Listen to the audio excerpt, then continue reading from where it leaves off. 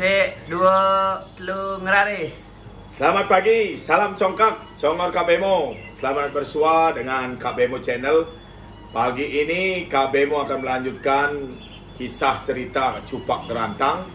Yang kapan hari Kak Bemo sudah isi di situ Cupak Gerantang Part 1. Hari ini saksikan kelanjutannya dengan Cupak Gerantang Part 2. Wih, mantap. Napi bekal tuturan satu ini Kak Bemo. Bekalnya lumayan ini untuk penyegar. Karena salah satu fungsi minum kopi dulu itu untuk membangkitkan inspirasi. Oh, mantap. Tahu cening budi artinya kopi itu? Apa itu Kak Bemo kopi? Ketika orang perlu inspirasi. Oh, Itu artinya kopi. mantap. Minum kopi. Ketika orang perlu inspirasi, itu dah kopi. Wow. Karena zaman milenial ini diperlukan orang-orang yang perlu inspiratif, harus bergerak, tidak boleh stagnan, diam, bagai orang naik sepeda gayung. Harus Kalau tetap nggak putar. dikayuh, ya pasti jatuh. Dunia itu pun berubah dari mobil. Cening Budi bisa lihat, dulu pakai slinger ngidupin, sekarang udah electric starter. Dulu pakai Pertalite, maju ke Pertama. Ke depan nanti ada dengar-dengar kan mau mobil tenaga surya dengan pakai baterai, itu adalah Oh, mantap. maju ya, harus forward, tidak boleh kita mundur dan diam di tempat gitu. Siapa yang diam dia akan di mana Kak Bemo? If you fast, you will be last. Kalau ada diam, Anda akan ditinggal. Jadilah agen-agen perubahan gitu. Mantap. Daripada kita menunggu yang tidak pasti, lebih baik lakukan sesuatu yang perlu kita bangkitkan ya. Sistem apa sekarang online segala macam ya, kita ikut gitu ya. Online juga Kak Ini Kak Bemo mau lanjutkan sekarang. Dikisahkan sekarang dalam perjalanan pulang, Cupak dan Gerantang ketemu sebuah pasar cening budi. Pasar yang berjualan banyak, tetapi pembelinya kurang ramai. Waduh, seperti corona sekarang Seperti kan? corona ya, anggaplah begitu. Punya inisiatif Cupak Gerantang ini mendekati warung nasi. Karena Gerantang dan Cupak ini sifatnya yang beda-beda. Kalau si Cupak di mana-mana matanya itu pasti makanan.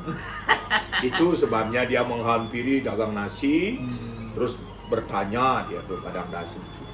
Bu, kenapa ini desa apa ini namanya? Ini Cupak yang ngomong, yang agak keras, tanpa sopan santun ya. Kalau ibu mau, saya boleh beli nasi itu, tapi tidak ada uang. Modelnya begitu-begitulah si Cupak.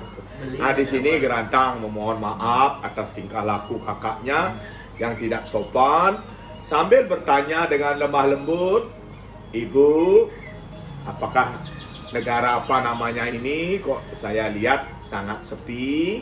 Nah mendengar pertanyaan si Gerantang yang lemah lembut ini, punya inisiatif dagang nasinya itu. Enggak ke warung Tegal di sini.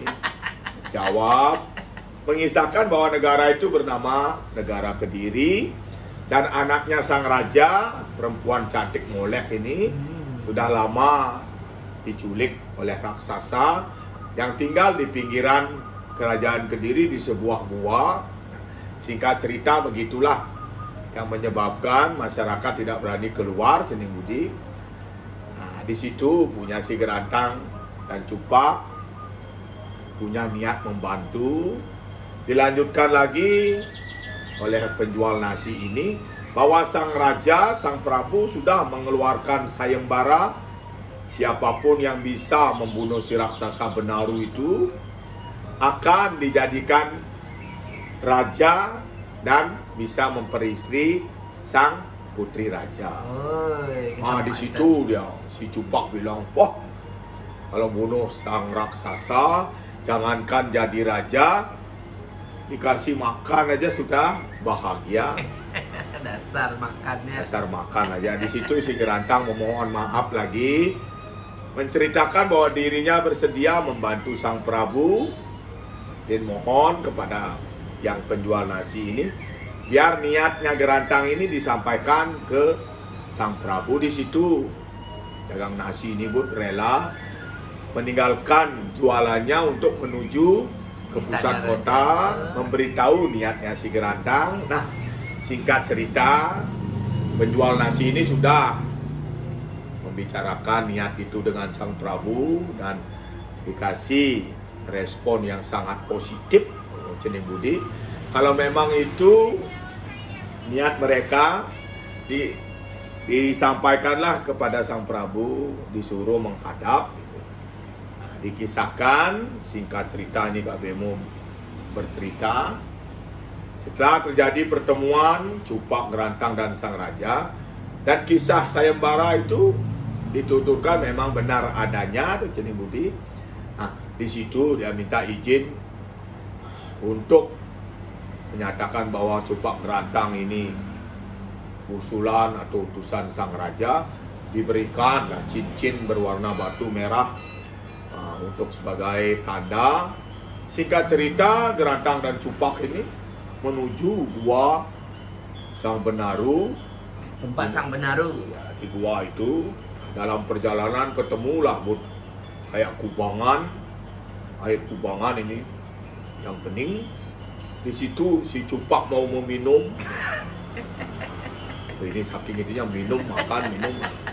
Syukur dicegat sama si Gerantang. Beli, kakak si Cupak. Jangan beli minum air itu adalah tampungan air kencingnya Benaru.